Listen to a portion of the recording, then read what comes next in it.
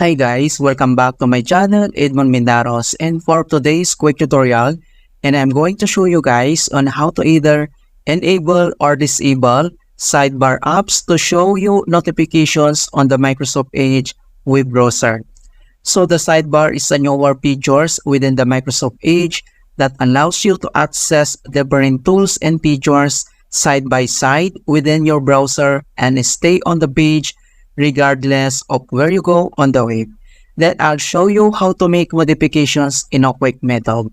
So without further ado, and let's go ahead. So all you have to do is to open up on Edge browser, and then dito lang sa top right corner, and then i-click mo lang yung three dot icon. And then next step, kailangan mo lang select dito yung settings. And then dito sa left side menu, and then next ay kailangan mo lang select dito yung sidebar. So click mo lang siya.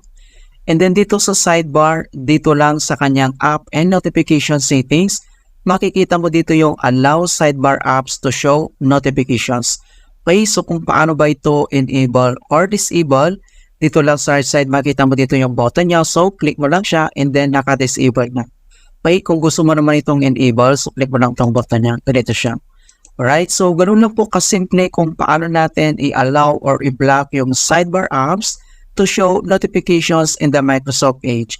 Okay, so please don't forget to like this video, subscribe to my channel for more quality content. Thank you guys and see you in my next tutorial.